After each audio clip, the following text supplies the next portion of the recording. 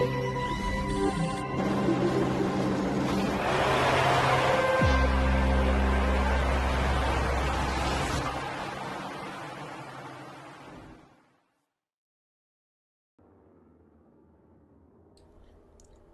and welcome to a rarely sunny Silverstone on the border between Buckinghamshire and Northamptonshire in England, United Kingdom.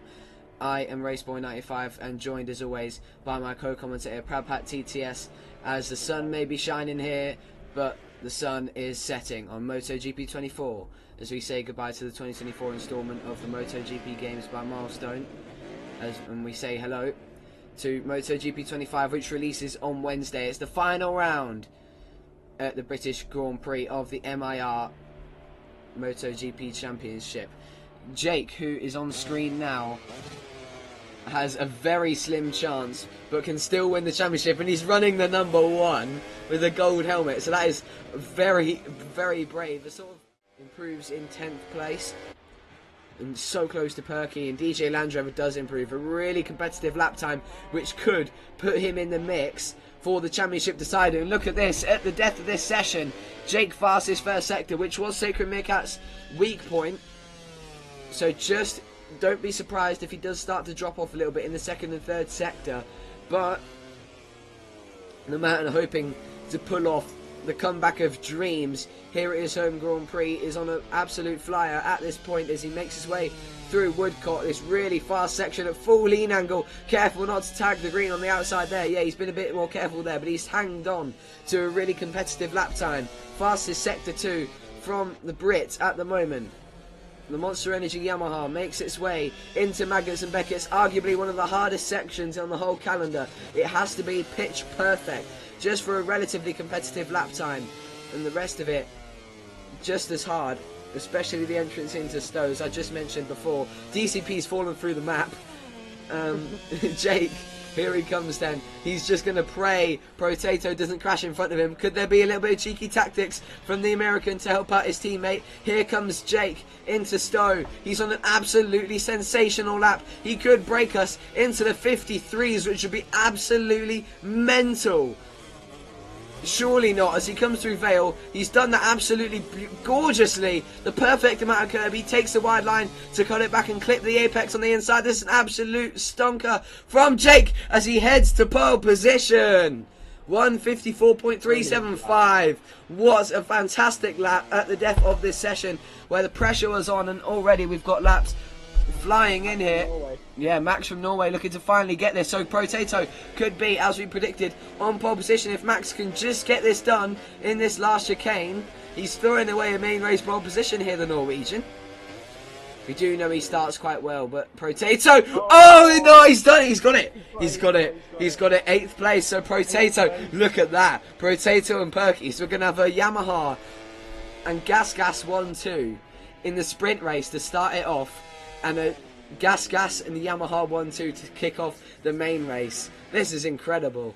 But how about this then? Jake taking pole position just when he needed to. What a brilliant lap time by the man in second in the championship, hoping to pull off, as I mentioned before, the comeback of dreams and win an unbelievable championship, which would have to be the most unluckiest sprint and main race you've ever seen from Sacred Meerkat. But it's a British lockout, and Casey making a good lap there at the end there to come home for 4th, putting DCP further back on row 2, but you got Charlie there. So we've got 5 Brits in the top 6.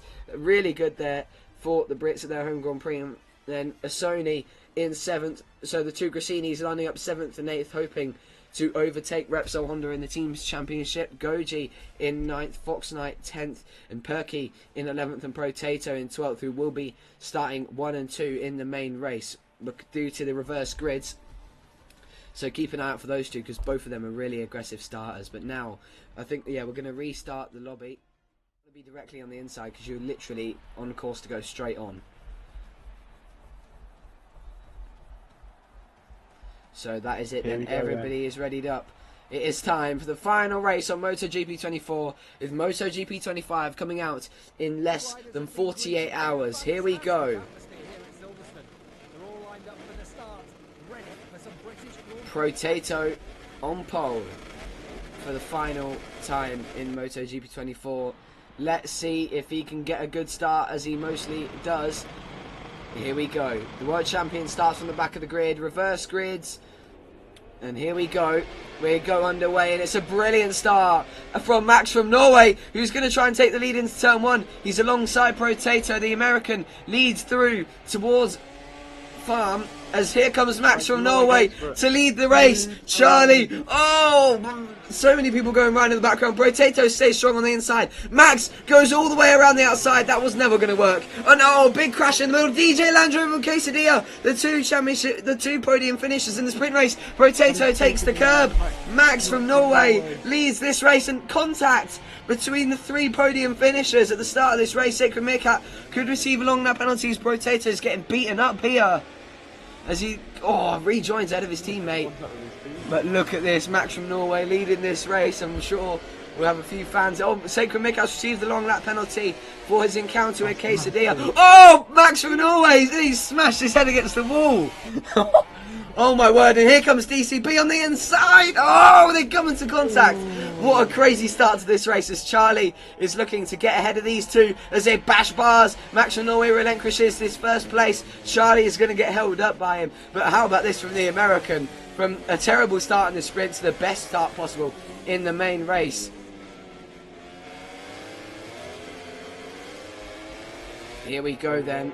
It's all anyone's now that Sacred Meerkat has that long lap penalty. I think I'm feeling a bit of Charlie. Here we come then. Here he comes. As just as I say, he's looking for the inside. Max from Norway holding strong.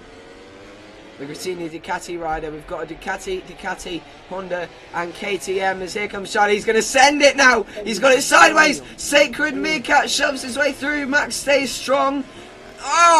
Charlie, a big moment on the curbs. Max takes no prisoners and goes through. Sacred Meerkat goes for it as well, but he gets a bad exit. Charlie holds on. We might see 3 wide here in someone. No, he was a little bit further back than I thought. Sacred Meerkat's already into 3rd, and this is allowing DCP to get away. This is a brilliant job from Max to stick with Sacred Meerkat and Charlie.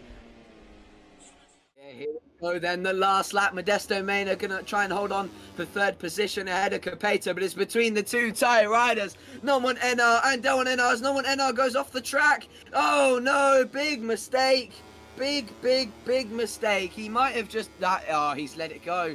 It's going to have to take a big error from Del1 NR now if No1 NR is to throw this away. Bel colpo, bel colpo qua per Del1 NR, a little bit wide there. Bel colpo per Del1R che così facendo regala punti preziosi anche a Capeta, perché comunque No1 NR is pushing with all he can. Ma arrivano. He's actually, he's gained a lot on the brakes here into turn 2, and there's still opportunities if he can stay in the slipstream. Get some good runs here. Oh no, Del1 NR. mamma mia. Oh, on the curbs. No1 NR using track limits to try and get that all a bit closer. It's all about the last corner. It's going to be a lunge, surely. No1 NR goes defensive. He doesn't even know how far back No1 NR is. You don't need to go that defensive when he's this far back. Surely not. The 2 tyre riders now doing everything they can to get one over the other. Capeta's catching rapidly to Modesto, but it doesn't look possible. No1 NR, Del1R is 1 wide. One wide, No1 NR going to try and come up the inside. It's all about the exit now, down to the last corner. No1 NR surely going to send a lunge. He's going to get a bad exit though. No, he's still on him. He's still on him. One last corner for home Grand Prix victory. No1 NR's on the inside. Del1 NR goes for the wider line to get the exit, but he's butchered it. He's butchered it. No1 NR wins his home Grand Prix and comes back in the championship. It is still on. What a race! It is a tie 1-2 here in Moto 3. Oh, this is really not good. But Adrian closing a lot on the brakes there on his brother. Here we go. 1 lap. We've seen a lot of battles across the classes. Could we get one here between Adrian and Christian in this sprint race? They're not good. They don't want to risk too much. He might just be handing it to his brother here, Adrian. He's got a good exit though. He won't give up, that's for certain. We know that for sure from Adrian. Yeah. Is he going to go for a move here? No, that'll be super brave. He's got sucked in. He's going to get a brilliant exit though, because Christian's gone way tighter. into turn 2 as we come onto the back straight. More track limits warnings for Christian. I think he is going for it. Here we go into turn 3. There's not going to be a dive, surely not from Adrian. Julito's crashed again as it gets even worse for the Spaniard. But the other two Spaniards at the top here, Adrian and Christian, trying to fight for this first place. Christian running off track there. He's going to get a better exit for it though. Here we go, Adrian. Keep your cards cool. Here we go. Spadalongo, not too far. Oh! Adrian's crashed on the last lap! Can you believe it? Will he drop behind Ty Socks? This is the big... Oh my goodness! That has really messed up things. Oh my goodness. Oh. Well, you've called it, Woody. You've called it. He did not want his brother to win, and in turn, he drops to 5th behind Ty Socks. Oh my goodness. And Christian's going to win the sprint race. Christian wins the sprint race in brilliant form. He holds off his brother, who makes an unreal mistake. Davy Galinia takes home 2nd. Spadalongo, brilliant 3rd. Ty Socks, somehow the benefactor out of that one in this championship. What the hell have we just seen on that last lap? He's still trying to look for a way through on the KTM. At the moment, it's looking like it's going to be a Husqvarna intact GP 1-2. Zoili is struggling though. He's run it a bit wide. Oh, what an end to the season. How about this though? Capeta. We're going to keep watching this fight for 2nd. But Capeta takes the 3-peat. What a performance. But look at Nomonena. He's setting up a move into the last corner on Amzoili. I don't know if he's done his long lap penalty. He's up the inside. Majestic! Majestic has wiped him out. Majestic has wiped Nomonena out. Oh, that was so dirty. So dirty. And I'm sure Nomonena will still be able to come home for 3rd after that. But that was insanely dirty. Work though, NR still on the back of him, but how about this though?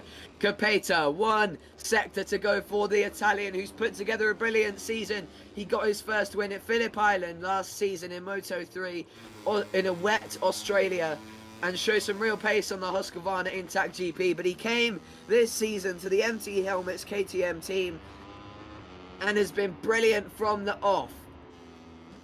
Win after win after win, a few ups and downs.